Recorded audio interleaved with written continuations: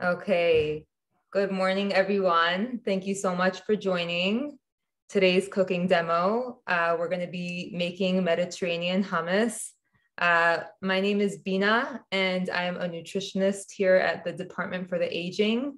We also have Rose. She is a dietetic intern from Hunter College, and she will be moderating today's session.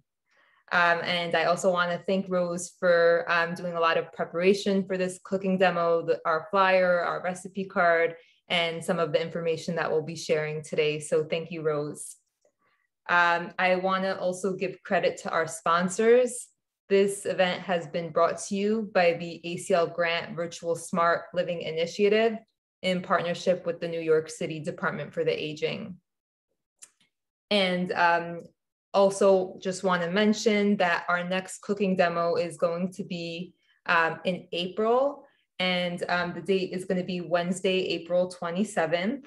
The recipe that we'll be doing then is going to be chocolate chip banana bread, and that's going to be in honor of Mother's Day, which is going to be a week and a half later.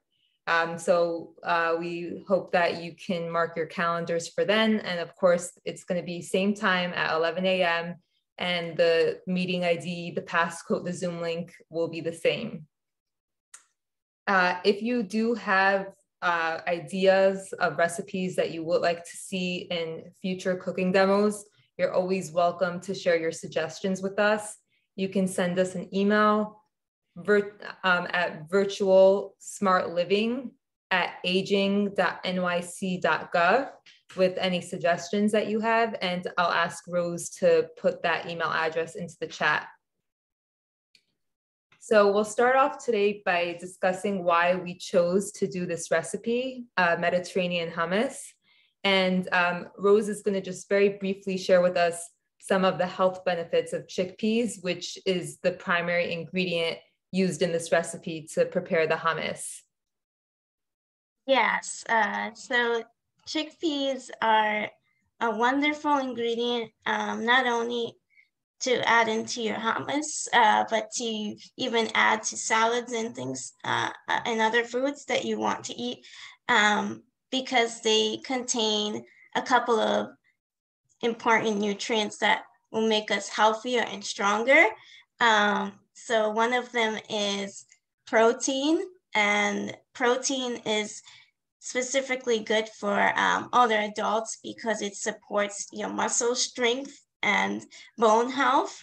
And also it has some heart health benefits. And fiber is also a great nutrient because that is included in chickpeas, because it will help with your digestion and make sure that you aren't as constipated or improve your bowel movements. And also it can lower your cholesterol as well. So it has some heart health benefits as well. Yeah. Okay, great. Thank you so much, Rose, for sharing that with us. So that's, because chickpeas is the main ingredient of this hummus, and it has so many health benefits, we decided that this will be our recipe for today. And the first thing that we do before we prepare any recipe is make sure that we wash our hands. Once your hands are washed, we're going to be ready to start. So we'll just briefly run through all of the ingredients that we'll be using in today's recipe. You're going to need a can of chickpeas, and you'll also need a lemon or a lime. And you'll need a few cloves of fresh garlic, as well as about 4 tablespoons of oil. And on the recipe card, it says olive oil. If you don't have that, you can also use canola oil. And you'll also need some cumin. So those are the main ingredients that we'll be using today. And the first thing that you're going to do is you're going to open up the can of chickpeas and rinse it under running water. The reason why we do that is because it helps to reduce the sodium by about 40%. So this is a great way to get rid of some of the sodium. You're going to want to give it a good rinse. And then you can do that in a colander or in a strainer. And then once your chickpeas are clean, then you can transfer it into a bowl. And we're going to be putting this into a food processor. So I'm going to bring the food processor so that you can see it. Let me just transfer it over here. So I'll actually be adjusting my screen when we're ready to put things into the food processor so that you can see what we're adding in there. But we're gonna prepare some of the other ingredients. So once you have the chickpeas ready, we're going to juice the lemon or the lime. You can use either one.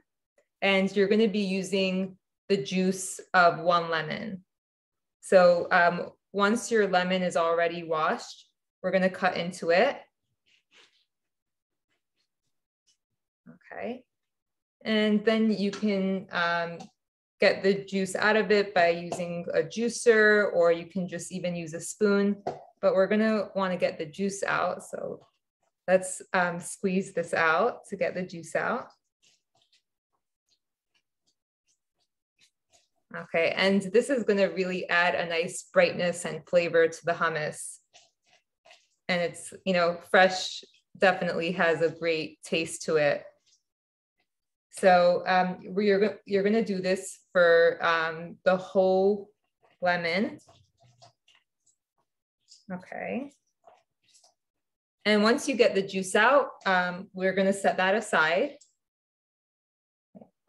And the recipe calls for 2 to 3 cloves of garlic.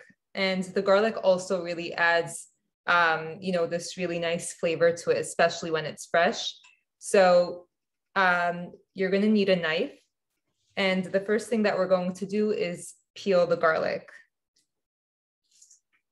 So we're gonna first cut off the ends. Okay. And then you're gonna peel it. Okay. All right. And then I'm just going to give this a really quick rinse. Okay. So now we have this clove of garlic over here, and we're going to, the food processor is going to make it small, but we're going to just mince it a little bit. So mincing is making it into really nice small pieces. Okay. All right. And you're going to do this for another clove or 2. I really like my food to have like strong flavors. So I'm going to put 3, but you can definitely put less if you feel like less is going to be enough for you. So this is altogether 3 cloves of minced garlic. Okay. So now we should be ready to start putting our ingredients into the food processor. And if you don't have a food processor, you can still prepare this recipe by using a potato masher to mash up the chickpeas. You can also use a mug and use that to mash the chickpeas, even though the consistency will be a little bit more chunky. The flavors will still be there, and the nutrients will still be there. So that could be a good option if you don't have a food processor. So now I'm going to put the food processor here, and I'm going to lift the screen up a little bit so that way you can see. Okay. All right, so now you should be able to see this, and we're going to start filling this up with the ingredients. So I'm going to put in the chickpeas first.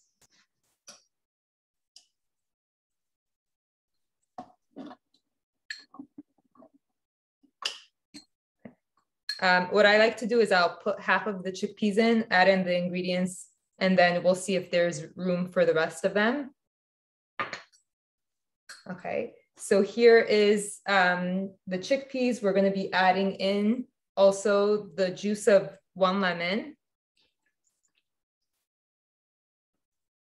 from the lemon that we juiced.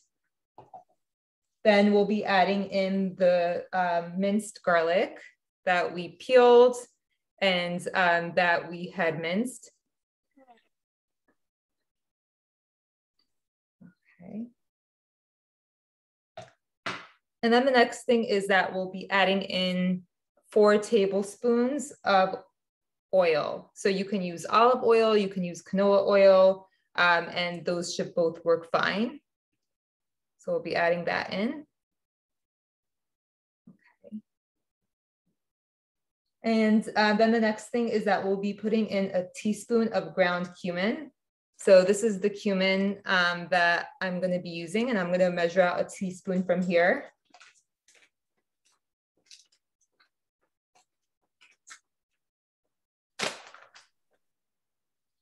Okay, so I'm going to take this. Oh, wow. And this already, just even opening up the package, it has such a great smell to it. So we're going to be putting in a teaspoon of this. All right. And now it seems like there is enough space in the food processor. So I'll be putting in the rest of the chickpeas. Okay. And now we're ready to turn on the food processor. So I'm going to turn it on for a few seconds. And then I'll stop it, I'll mix it around a little bit, and then I'll turn it on for a few more seconds after that.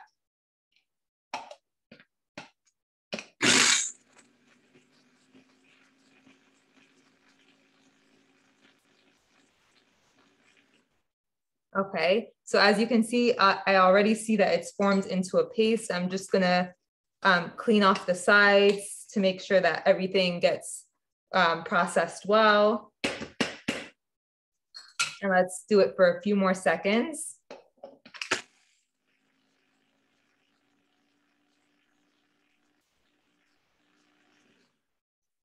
Okay.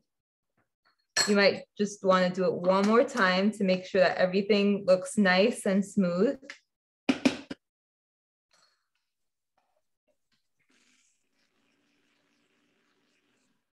Okay, I think that we're all set. So I'm going to take this out so that we can look at it together. All right. And this is what it looks like. Nice, fluffy hummus. Okay. So once you have this, you're going to transfer it into a bowl, and there's nice ways that you can present it. We're going to use a little bit of oil to drizzle onto it.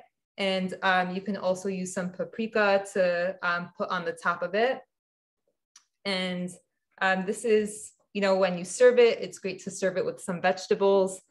So this is what the final product looks like. So I'll take out the bowl of the hummus. We have the paprika on top with a little drizzle of oil and an olive. And all of this comes from just 1 can of chickpeas. And then it tastes really good if you want to have it with some bell peppers. You can have it, you can open up these bell peppers and put the hummus like stuffed inside, or you can use the hummus as a dip and cut these up, and you know, you can use this to eat it, or you can use celery or baby carrots. Those also work really well. So as you can see, this is a very quick, easy, and healthy recipe that doesn't require a lot of ingredients. It could make a great snack. It could be a part of a meal, or you can also have some hummus with pita bread. Those, and add some vegetables to that. Those go also really great together. So at this point, we're ready to, I see that, are there any questions in the chat, Rose? Let me see if there are any questions about the recipe. There aren't questions about the recipe, but there is a question someone asked about if we have a YouTube page, where can people find the videos? Yeah, so the after today's event, the recording for the cooking demo, as well as the recipe card, which includes the ingredients and instructions, that is going to be emailed out. So the same way that you received the flyer is how you can expect to receive the recipe card along with the recording.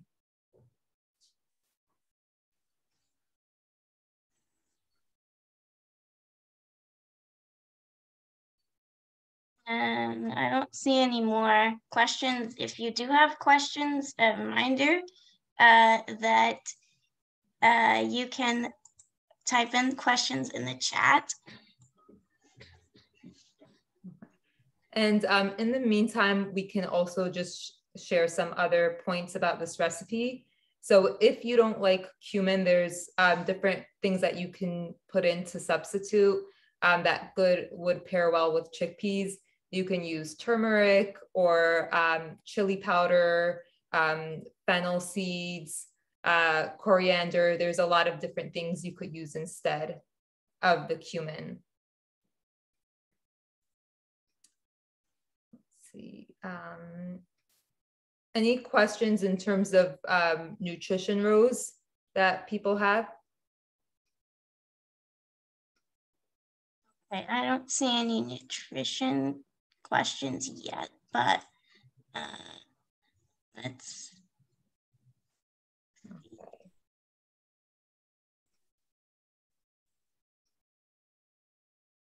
I do have some questions on my own if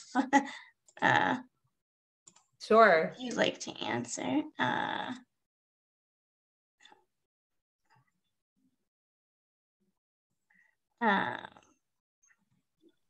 So the first question I do have is hummus can be served. Oh wait, hold on.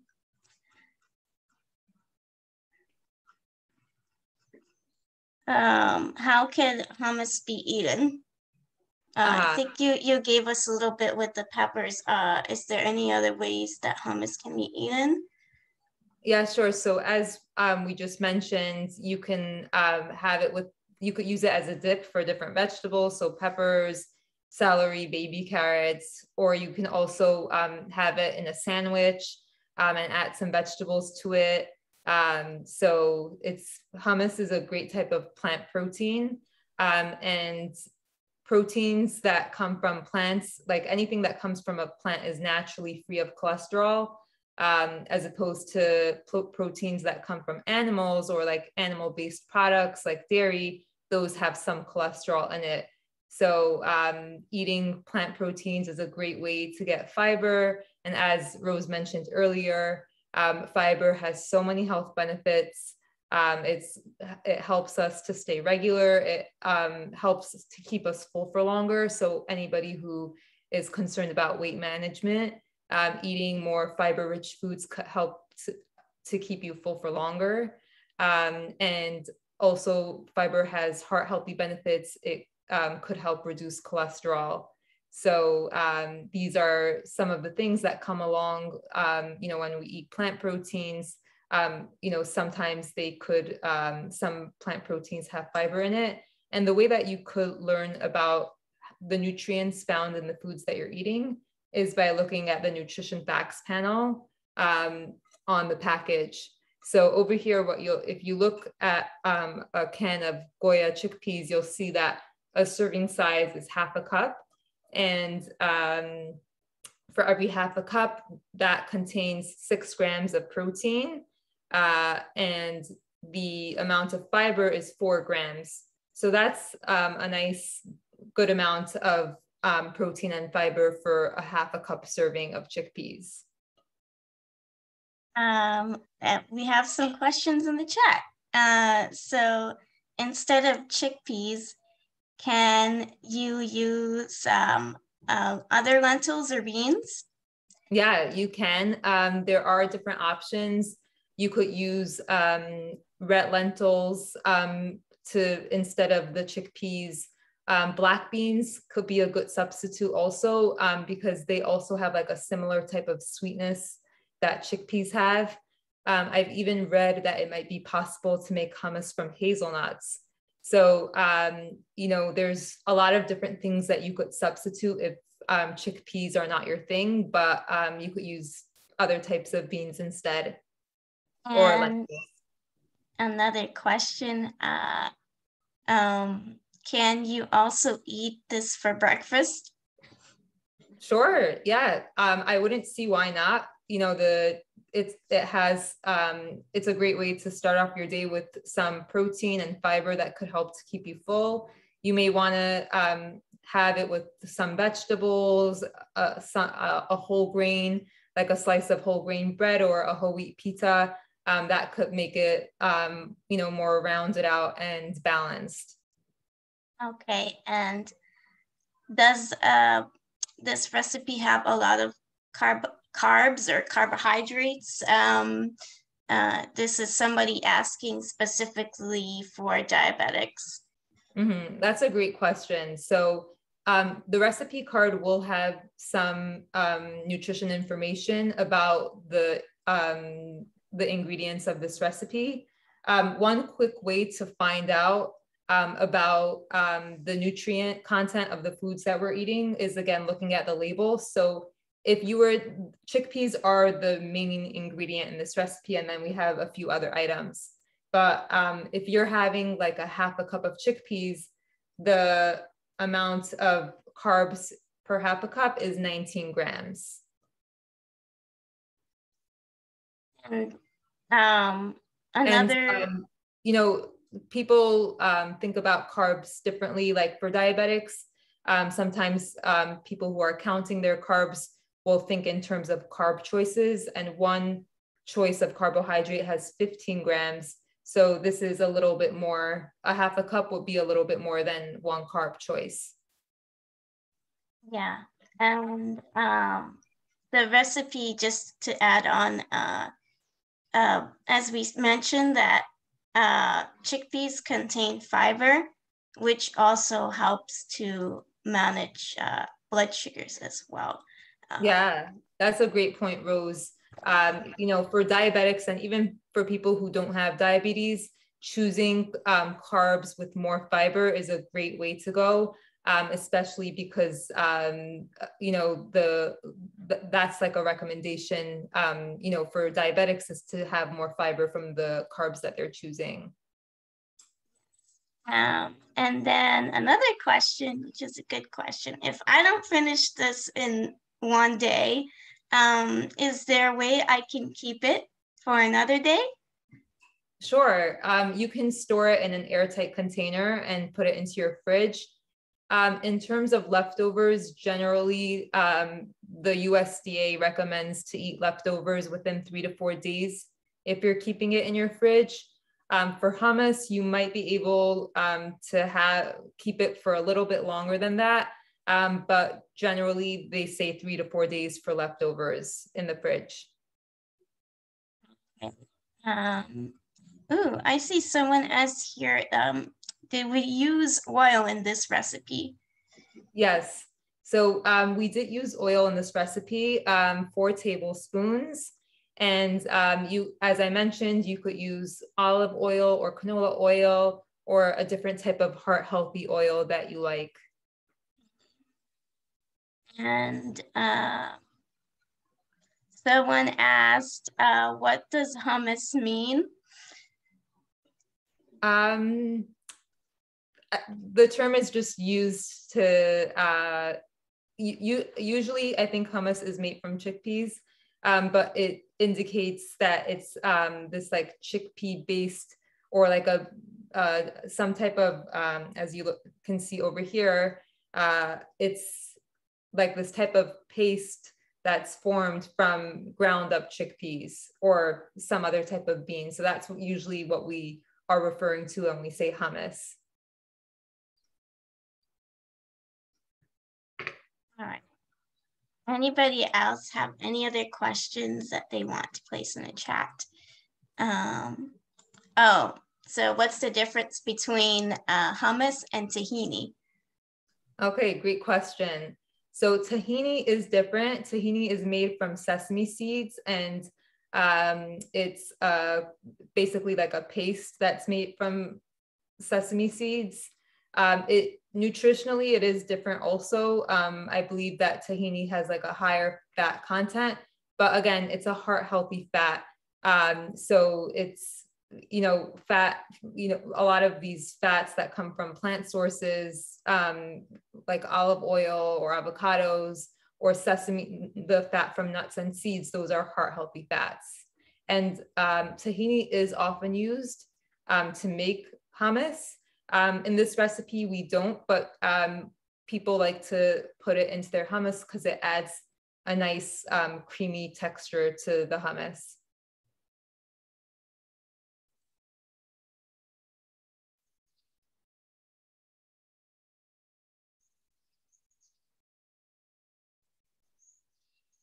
Any other questions?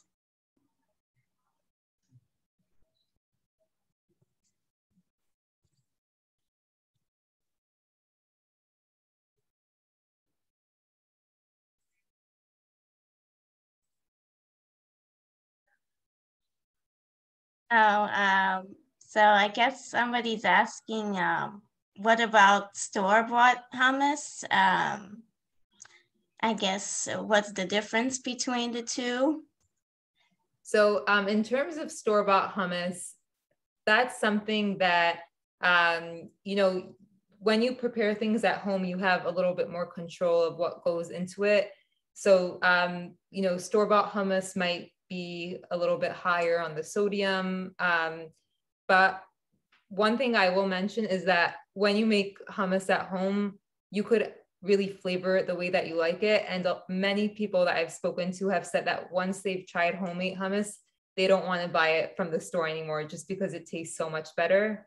And also it could be less expensive potentially from when compared to store-bought hummus, because a can of chickpeas is not expensive. Maybe it's about $2.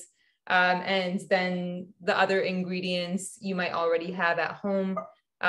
So I would suggest just trying it once to see how different it is when you're able to prepare it at home, and like how it tastes so different and so flavorful. Oh, that's a good question from somebody. If you use real chickpeas, I'm guessing they're meaning also the dried ones. Do you have to soak them overnight? Okay, yeah. So that's a good point.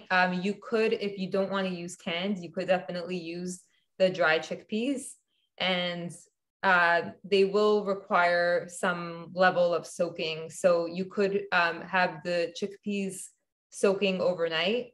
But I would recommend that the water that you soak it in should not be the water that you cook it in, because when the chickpeas are soaked in water, there's a certain type of carbohydrate that gets dissolved into the water that if we consume it, it could just cause us to produce gas, which could be uncomfortable for some people. So you would want to discard the water that the chickpeas was soaked in, and then cook it in fresh water.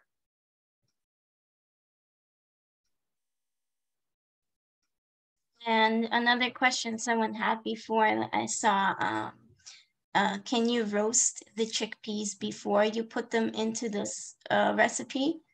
Yeah, you can definitely roast it before. I believe I also read somewhere that if you roast the chickpeas, it could just give it like another new level of flavor when you're preparing this hummus. So that could, add like a new dimension to your hummus if you're preparing it from roasted chickpeas. Yeah, and I also had hummus with roasted peppers. So you could roast the chickpeas and the peppers as well and add them in. It should be just as tasty.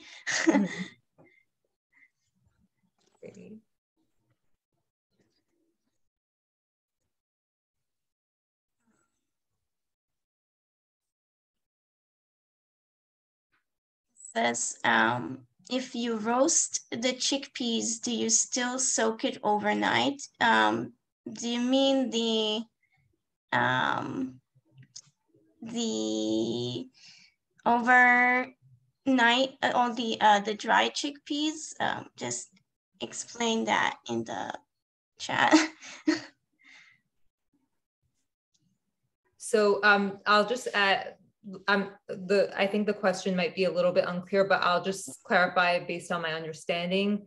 If you are going to roast chickpeas, you should still soak them. You know, whether you decide if you're using dry chickpeas, you'll want to soak them. If you use canned chickpeas, that won't require soaking, but you will want to, if it's dry chickpeas, you will want to soak them before you roast them.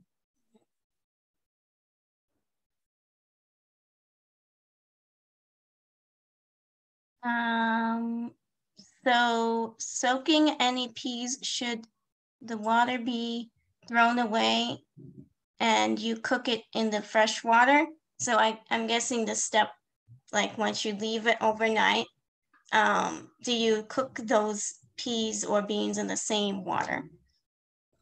So certain things don't require soaking. If you were actually present at a previous cooking demo we had with curried red lentil soup, at that cooking demo I mentioned that red lentils do not require soaking if you're using dried red lentils.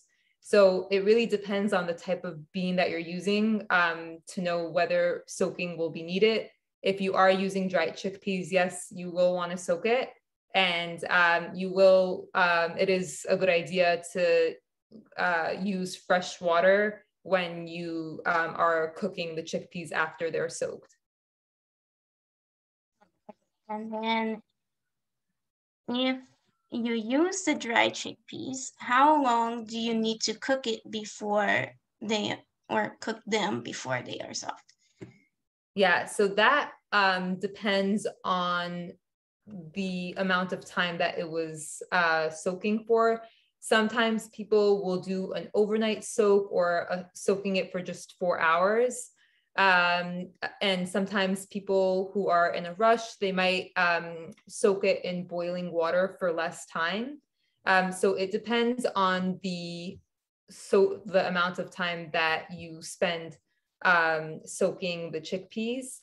But once the chickpeas are finished soaking, then again, you're going to want to drain out the water, give the chickpeas a rinse, put it into a pot, add the fresh water, bring it to a boil, and then reduce the heat and simmer it, stir it occasionally, and you'll probably want to check it after about 45 minutes. Okay, and let's see.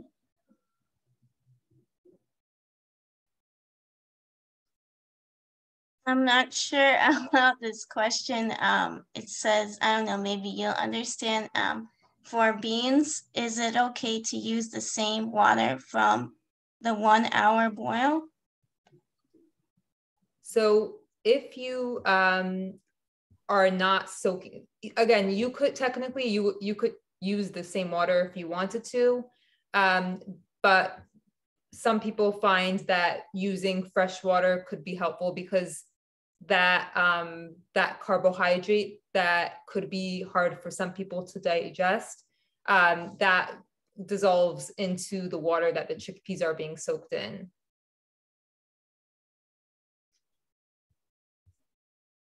Okay, and then can you use an instant pot to cook chickpeas? Oh, that's an interesting question. I actually haven't tried using an instant pot before. I've put chickpeas into a crock pot, and that has come out great. But an instant pot I haven't tried, but it's very possible that it could come out good in that.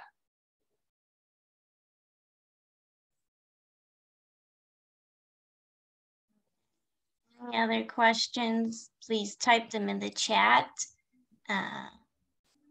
Again, once we're done with the recording, we'll open it up for a Q&A in the end. So you can just, you'll be able to unmute yourself. But for now, just stick to the chat. Okay. So I think at this point, I'll just do a few announcements before we end the recording, and then we will, allow participants to unmute themselves. So let's just see over here. Okay, so Rose, you could put up the banner, and we want to give credit to our sponsors.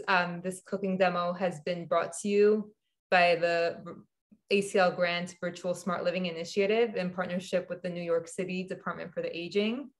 And I also want to announce for anybody who missed it that our next cooking demo is scheduled for Wednesday, April 27th at 11.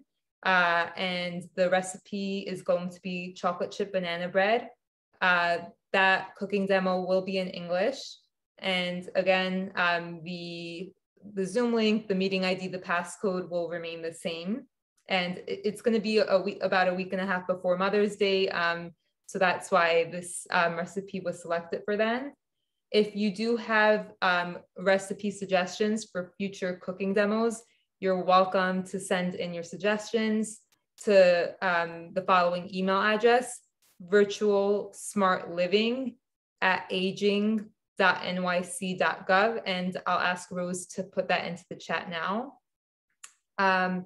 And for participants who also, if anybody missed it, we are asking the older adult centers or NORCs to please submit the name of their center as well as the number of older adults attending at the center through a link that Rose is going to be putting into the chat. So at this point, we could end the recording, and then Rose can allow participants to unmute themselves to share any questions or comments.